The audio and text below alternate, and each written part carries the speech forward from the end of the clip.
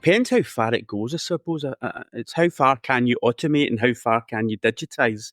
There's only so much I think you can do, and I think we're very far along that road in terms of how things are automated backroom wise, and how things are processed behind the customer facing element of a factoring business. I think the further we automize and the further the digitization happens, it can only be a good thing for customer service. Because what we as a business are trying to do is get all the mundane roles and the mundane tasks away from humans and get them automated, but so that we can take these people and put them in front of people. Our customers. And I think that's probably where I think the biggest impact will be is and you go on to talk about it, is this turnaround from online presence to really actually back to speaking to people face to face, because they've then got the time because of the automation. The workforce then have the time, as I've talked about, the kind of transitioning workforce. I think I read somewhere recently that by 2025, 27% of the workforce will be Gen Z. And they're all about automation. They're all about short technology, quick answers, quick. So that's where it'll start to change. Start to see things like WhatsApp kicking in, even from business to business internally. You can start seeing communication between staff and businesses being dealt with through that medium, because that's how the people in the business have learned to communicate, are used to communicating and are best at communicating. And it's trying to work out, as we all do, where is the balance in that? Where are the controls? How do you control WhatsApp communication between customers and your business? As well as you can control email, as well as you used to be control, the written word, and somebody would check a letter before it goes out, that kind of thing. Whereas you're now at a stage where people might, in that scenario, be sending WhatsApps with, not the perfect Queen's English, but understandable to both parties that are in it, but maybe not understandable to someone who's never been in that world and think, oh, I don't get this. I don't understand how this can be good. Whereas the customer's saying, this is excellent. This is the service I want. So I think automation does that, and it also helps, I think, or will help this flux and staff coming and going as well, where it's giving staff the tools to not make them feel new and not knowing what they're doing. And it's almost building up this system where things like Google Maps is a prime example. Years ago, if you were new into the industry and an owner phoned up and says, I'm from Clarkston Road, I've got a problem with my gutter, you'd be sitting there saying, I have no clue where Clarkston Road is, what the building looks like, etc. Whereas now you can have somebody on the phone saying, I'm looking at your property in 3D. I've got it up in front of me. I can see it's a tenement. I can see it's a tenement, Clarkston Road. Is it the gutter beside the bin store? Is it the gutter on the front? And that customer should leave that call feeling that they've been listened to, that the person knows what they're talking about, and that the job's going to get done.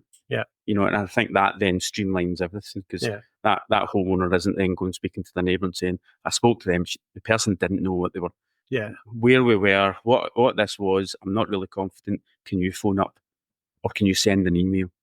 And you've gone from having one call and a confident customer to having two calls, an email, and two customers who are not confident the job's going to get done. So I think all of these digitalist tools as such, I think that's can only benefit customer service. And I think that's where I'd certainly like our business to be using it best. I think we've got a lot of good systems and flows in place for the background stuff. But it's now all about how do we transfer that into staff time that allows them to give more time to actually being with people and speaking to people. There's certainly a lot of stuff that we're talking about internally. And in fact, we'll probably be talking about some of it, or Tom will be when he presents at the PMES conference in October, to do that. So something where your team's new people or established people in the organization can find information very, very quickly about the property, about, I don't know, the last 10 things that have happened at that property. Do you know what I mean? This sort of stuff that just gives them a gauge of where everything is, and but can deliver that very, very quickly to them. So that gives them new people, a lot more confidence in the way they do them. So that's certainly something that we're looking at from a technology point of view. Because property is very emotive. It's unusual. I was having this conversation, I think it was last week, and I was saying it's very unusual. We get a lot of customers saying, "Oh, I had Susie last week, but Susie's gone," or I had, Susie's a third property assistant that's been looking after our property. So it's a very personal relationship that's built, which is unusual, because if you phone your bank, you phone your mobile phone, you don't know who you're speaking to. You don't know how new they are, whether they've been there for years, but they come across as if knowing all about what they're doing and all about you, because they've got the systems, they've got the technology in place, and you don't rely on that personality, which in our industry, without those systems all the time, you're relying on the personality and having the confidence in who you're speaking to. So when that person goes away and you've got a new person, it's like starting the relationship again. And that's where I think, as we move forward,